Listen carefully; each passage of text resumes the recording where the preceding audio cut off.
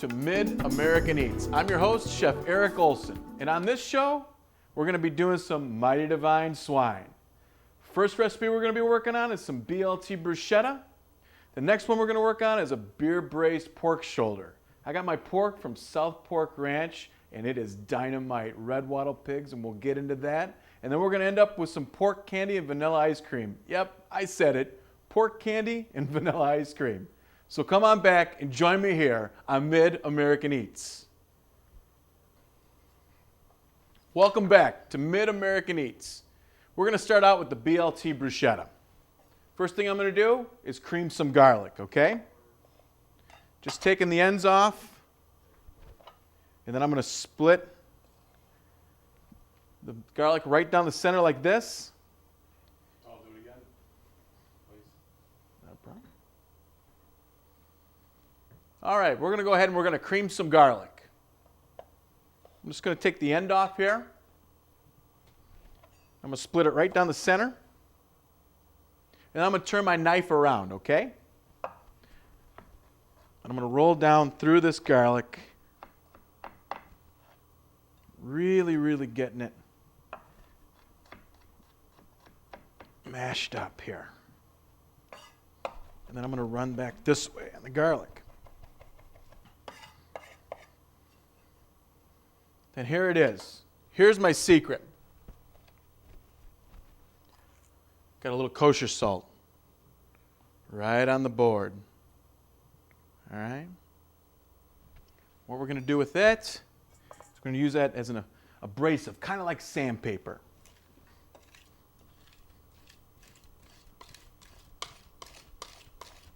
I'm just running my knife all the way over it. It's kind of disappeared at this point, but it's there.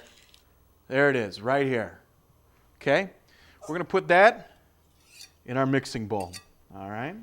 Just do a little quick wipe down here.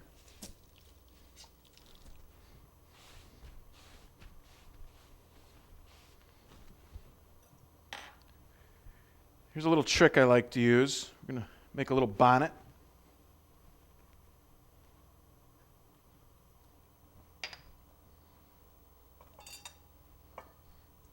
We're going to set the bowl right in it, just like this, okay? First thing I'm going to add, a little apple cider vinegar. Okay? Just whisk that in. I like to add my salt to this. And a little organic honey right here from Mid-America. Right in there like that.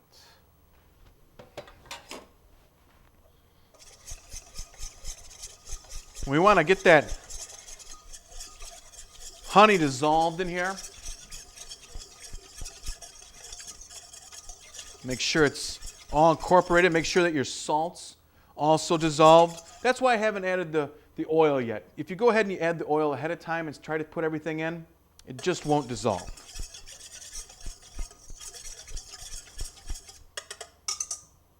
Then, a little extra virgin olive oil. We're going to add real slow and start to emulsify this.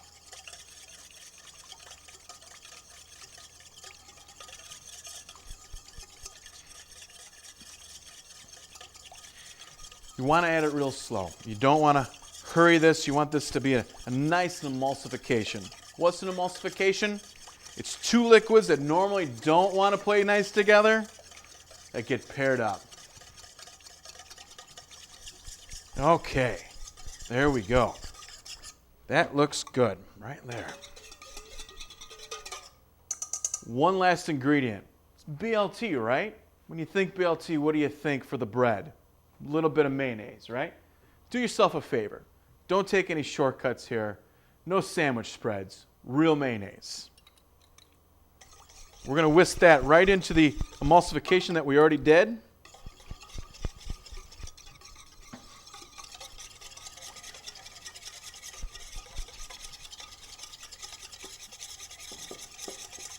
Making sure it's all incorporated, nothing's lumpy whatsoever. Making sure there's nothing that's not playing nice together. And there we are. There's our dressing, or our vinaigrette, so to speak. What's a vinaigrette? Remember, it's either 2 or 3 parts oil, 1 part vinegar. Next thing I'm going to start on is our tomatoes. Tomatoes. How do I pick a tomato? I'm going to tell you how to pick a tomato. All right, when you go and you pick out your tomatoes at the store, make sure that you go ahead and you buy some that still have the vine attached. I like to go up, kind of poke my fingernail into it and make sure that there's plenty of spring backwards so it doesn't actually dent and you can tell it's a nice fresh tomato. What we're going to do here is we're going to do a small dice on this tomato, and I like just to take my cores out. There's some people that are going to make bruschetta, and they're going to take the seeds out and they're going to take the gelée out of the tomato. That is Mother Nature's best tasting stuff. I don't take it out. Why waste anything from the tomato?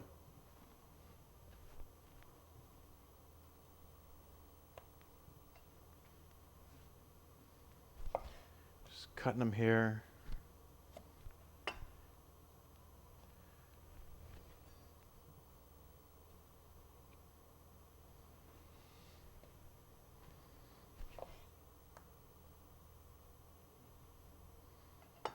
Again, you just want to get that very top out of there, the core. It's just chewy. It's not bad for you, none of the above. It's just chewy.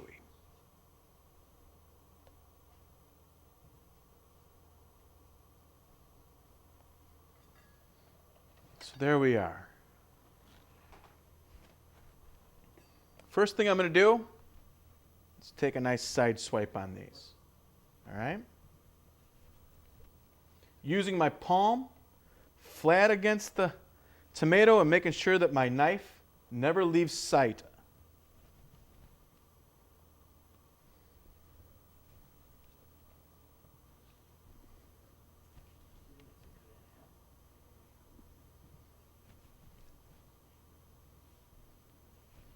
You notice I don't start on any one particular tomato and just start dicing right away.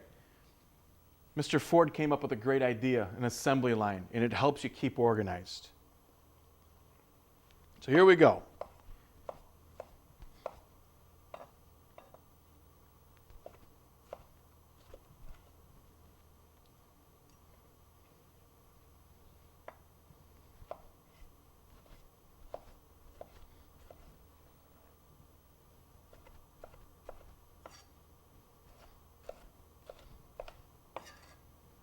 What we're going to do is we're going to get this tomato ready to be macerated. Kind of sounds violent, doesn't it? It's not.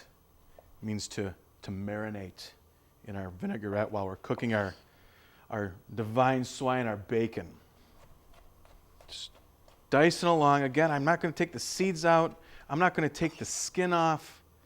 I like the skin on my tomato. It's where the flavor from the tomato comes from.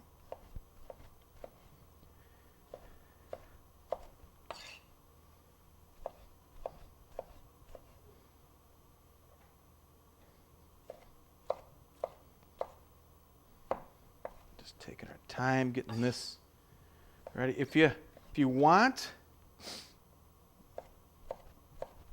you can go ahead and use a serrated knife if you feel more comfortable with that. Me, I like my santuku. I just keep it nice and sharp. And that's the key with a tomato, especially when a tomato is very ripe. All right, so here we are. Time to start going into our vinaigrette.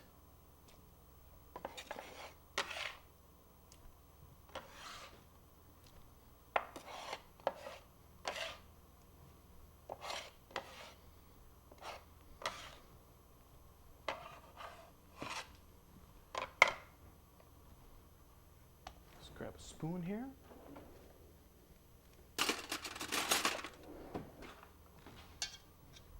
I'm just going to go ahead and mix these up. At this point, I'm gonna add a little more salt to the recipe.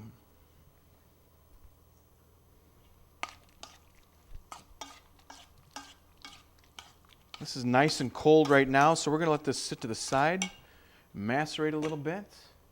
I'm going to do a little wipe down here, and then we're going to start in our bacon.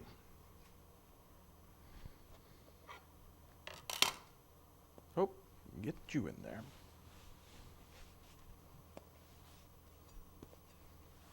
If you noticed, I went ahead and I waited to do the bacon till the last.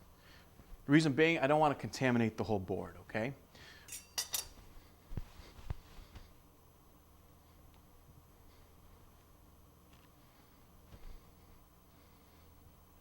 Again, you heard me say it on the last show. I'm going to use the terminology again. We're going to cut some lardons of bacon.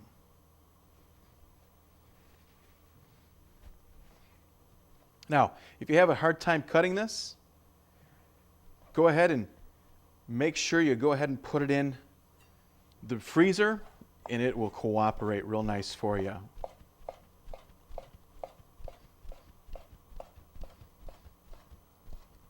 There we are. I'm going to go over here and grab my pan. Right after I wash my hands real quick here.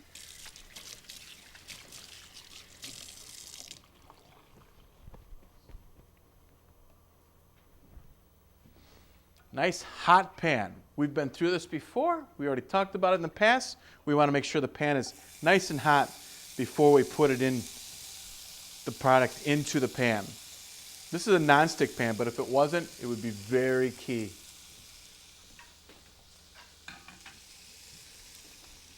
Here we are, back with my friend bacon, right? You know what I like to do at this point. A little bit of black pepper.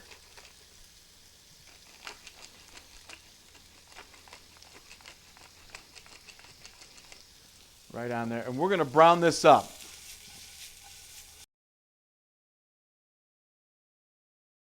Skipper.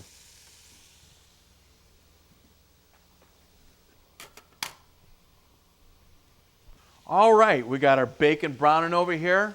Browning, Maillard reaction, right? Maillard reaction.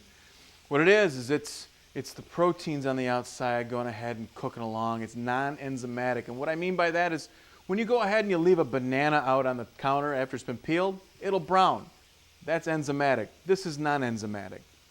We were always told that, well, you brown meats to go ahead and seal in the juices. It's really not true. What we're doing is releasing flavonoids, and we're making sure that it's nice and yummy. Now, I cut these lardons a little bit thicker than I usually do because I want it to be a key player and about the same size as the tomatoes that I diced. We'll just brown these up.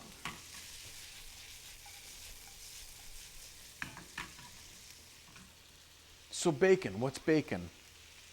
Well, in England, it's completely different than in the United States. In England, what they use is what we would call the pork loin. And they'll go ahead and cure that and put a light smoke on it and slice it with a nice thick fat back on it. So it's mostly muscle and a little bit of fat. In the United States, we go ahead and we use the pork belly, which has about the equal amounts of muscle and fat, and cure it and smoke it. In the world, though, we're number 3 in consumers of pork, only to be beat out by China and by the European Union. The red wattle pig is on the critically endangered list, and I never endorse eating anything that's endangered, but this has come out of demand. We haven't demanded the red wattle pig, and we'll talk a little bit more later in the show about why I like it so much. We have to go ahead and bring the demand up for this certain hog in order to save its species and its lineage. So here we are, browning this bacon up. We'll give it a little bit of time.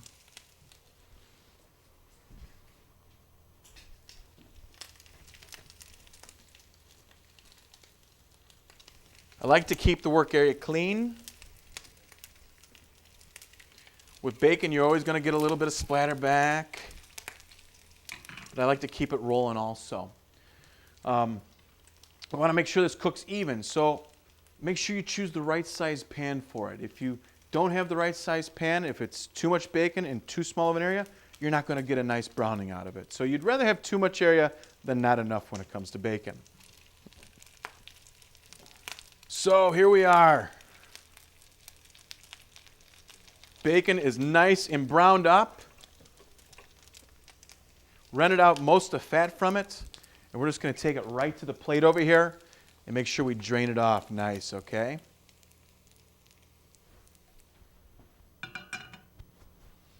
So it's still sizzling away. We're going to make sure we take plenty of the fat off of it. You don't have to have all the fat gone, though. You can leave a little back. It's just going to add a little bit of flavoring to our bruschetta. Okay, well, it's still warm. Right in the bruschetta. Now, bruschetta. Let's talk about the etymology of that a little bit. This was a dish that was created by the Italians to go ahead and be able to use up bread that was going to go bad. They wanted a source and a way to use it up. This was the source. So we got some crostinis here. The crostinis are whole grain. I made them ahead of time. You can make them ahead of time if you want. If you want them nice and fresh, that's fine. Coming out of the oven a little hot. It's all up to you. What I'm going to do is top them with a little butter lettuce here.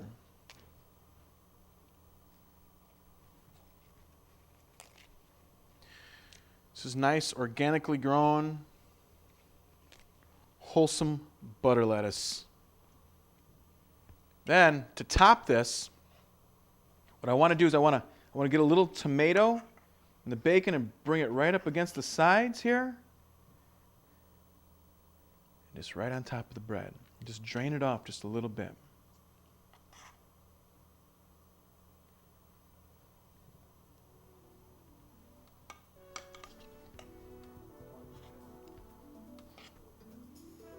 I knew you guys were hungry.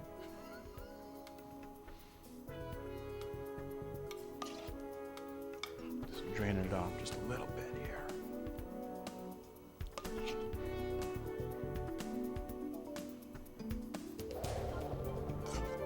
Okay. So we're gonna just finish this up.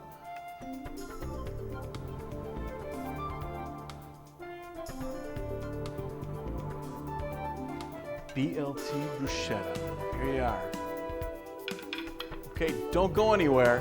Sit right where you're at and join me back here on Mid-American Eats.